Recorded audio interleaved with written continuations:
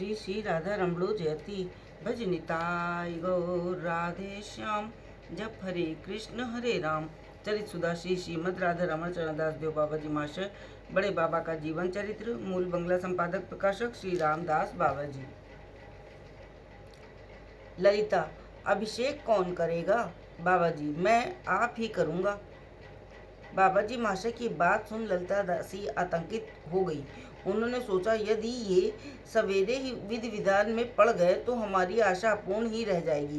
वे किसी दूसरे के द्वारा ये कार्य संपन्न कराने का प्रयास करने की बात सोचने लगीं। डरते डरते बाबा जी महाशय से बोली, देखिए, मैं समझाती हूँ, नित्यानंद दास से अभिषेक कराना ठीक होगा। बाबा जी, वो क्या ये सब कर सकेगा? ललिता, वो नैष्ठिक ब्राह्मण है, क्यों नहीं कर सकेंगे? इस सब में वो बड़ा निपुण है। बाबा जी, कर सके तो ठीक ही है, मुझे कोई आपत्ति नहीं, तुम लोग सब ठीक ठाक करो। ललिता कुछ हंसते हुए, आपकी कृपा होगी तो सब ठीक ही हो जाएगा। इतना कह ललिता दासी ने नंद को इंगित किया और वो उसी प्रकार व्यवस्था करने लगा। इधर आश्चर्यजनक रूप से अन्यान्य अंतरंग भक्त अपने आप आकर्षित होने लगे।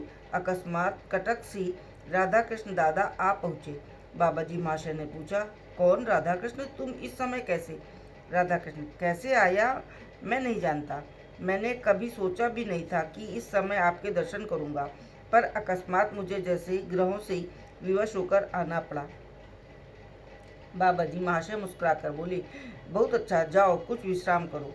इसी प्रकार केंद्रपाड़ा से शरदचंद घोष और चारों ओर से अन्यान्य भक्त आने लगे।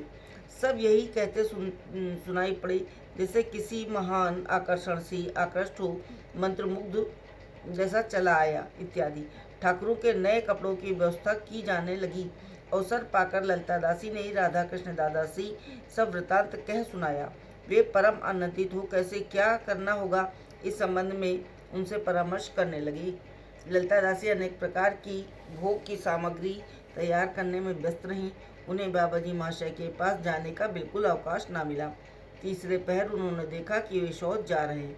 उन्होंने उनकी सेवा के लिए राधा कृष्ण दादा को भेज दिया। बाबा जी महाशय ने राधा कृष्ण से पूछा, वे लोग क्या कर रहे हैं? राधा कृष्ण, वे लोग नाना रूप भोग की तैयारी कर रहे हैं। बाबा जी, अच्छा ठीक है, उनसे कहना मैं चला। राधा कृष्ण, व्यग्र हो तो कब लौटेंगे? बाबा जी, कब और किस समय लौटूंगा कुछ ठीक नहीं। ललिता दासी से कहना कि जिस विधि से सब काम करने को कहा है वैसे ही करे। राधा कृष्ण दादा चिंता में डूब गए। उन्होंने चट ललिता दासी को सूचना दी। वे नंद आदि से बोली, तुम लोग सब जाकर बाबा जी महाशय को रोको, मैं कढ़ाव उतार कर आती हूँ। नंद इत्यादि ने ऐसा ही किया। ललिता दासी शीघ्र कढ़ा उतार कर पसीने से लथपथ बाबा जी महाशय के निकट पहुंची और बाल हट करते हुए बोली, देखिए, अभी तक हम लोग आपकी सारी आज्ञाओं का यथासाध्य पालन करते आ रहे हैं। किसी दिन भी हमने किसी बात के लिए जिद नहीं की। आज हमारी एक बात माननी होगी। आज रात से कल तक आपको आश्रम में रहकर हमारी मनोकामना पूरी करनी होगी। हम जो भी कहेंगे करना होगा। ऐसा न किया तो आपकी ठाकुर सेवा वह सब रह जाएगी। हम लोग स्वतंत्र नरक के कीट हैं तो रहे, कोई चिंता नहीं। अश्रुगदगद कंठ से ललिता दासी की ये बात सुनते ही सब लोग बाबा जी महाशय के चरण पकड़कर रोने लगे। बाबा जी महाशय मृदु मुस्कान के साथ बोले, अच्छा, देखा जाएगा, और जगन्नाथ देव के मंदिर की ओर चल दिए।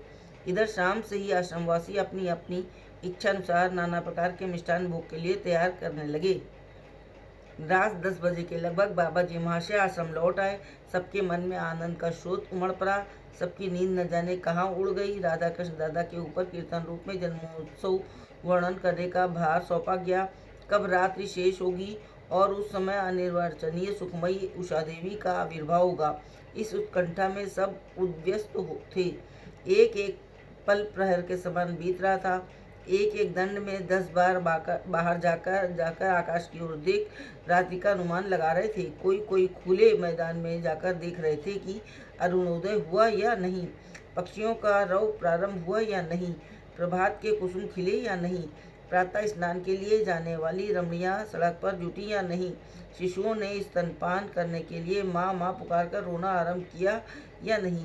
पर वे विफल मनोरथ हो आश्रम में लौट आते थे। मानो सबको उत्कंठित देख रजनी देवी कुछ देर में अंतर्हित हुई। धीरे धीरे आनंदमयी उषा देवी ने पदार्पण किया। माँ गोस्वामिनी की संवाद भेजा गया। इधर अभिषेक के लिए सामग्री स्नान मंडप में एकत्र की गई। वात्सल्यमयी माँ गोस्वामिनी आ गईं। स्नान की सब तैयारी देख उन्होंने आनंदमय हो बाबा जी महाशय को पुकारा।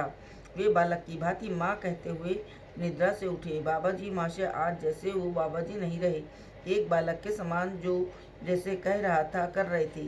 शौच क्रिया समाप्त कर स्नान वेदी पर बैठे और मंजन आदि किया। इतने में माँ गोस्वामिनी सुगंधित तेल और हल्दी लेकर आईं। वे उनकी चरण धूलि लेते हुए बोले, माँ बहुत हो गया, इतना कष्ट क्यों करती हो? माँ प्रफुल्ल हो बोली, बाबा संतान के मंगल के लिए माँ को ये सब करना होता है और उसे इसमें आनंद होता है। इसमें कष्ट की क्या बात है?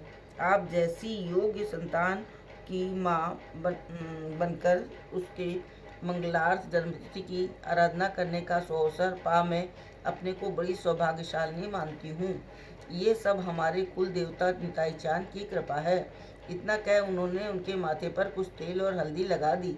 लगाते ही ललिता दासी और बाकी सब लोग माँ गोस्वामिनी के हाथ से प्रसादी तेल हल्दी लेकर सारे अंगों में मलने लगे। अपूर्व आकर्षण।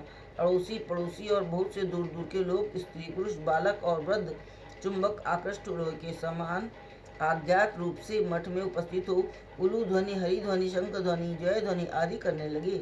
दसों दिशाएं ध्वनित हो उठी। पड़ोसी रमणियां जल से भरी कलसियां लिए प्रतीक्षा कर रही थीं। तेल और हल्दी के मले जाने के पश्चात चंडामृत, चंदन से सुगंधित जल, चंद्र तीर्थोदक, गंगा जल और अन्य तीर्थों के जल से स्नान कराया ही जा रहा था कि सब निसंकोच भाव से परम आनंद पूर्वक उनके मस्तक पर जल उड़ने लगे। सेवकों ने सोच रखा था कि 108 कलशी से स्नान कराएंगे, इसलिए वे कलशों की गणना करने लगे। पर चारों ओर से इतने जल के कलशे पड़ने लगे कि उनकी गणना करना असंभव हो गया। ललिता दासी नए अंगोछे से देह रगड़ने लगी। बहुत देर इस प्रकार स्नान करने के पश्चात बाबा जी महाशय ने नए अंगोछे से देह पोछी और नए कपड़े पहन श्री मंदिर में ठाकुरों को और गोस्वामिनी माँ को दंडवत किया। फिर सेवकों की प्रार्थना के अनुसार ठीक बालक के समान कमरे के भीतर एक सुसज्जित आसन पर जा बैठे। अपूर्व दृश्य। लोग केसर, चंदन, कुमकुम आदि ले नाना रूप श्रृंगार करने लगे। वो कमरा केले के वृक्षों, जल से भरे घड़ों और आम की पत्तियों आदि से सुसज्जित था। ठाकुर मंदिर और अन्य कमरों के दरवाजों पर केले के पेड़ और पानी के घड़े स्थापित कर दिए गए थे। आम की टहनियाँ और पत्ते आदि चारों ओर लगा दिए गए थे। महापुरुष बालक आवेश में बैठे थे। जो जैसे चाहता था उनका श्रृंगार कर रहा था। अकस्मात विश्वम्भर दास नामक एक बाबा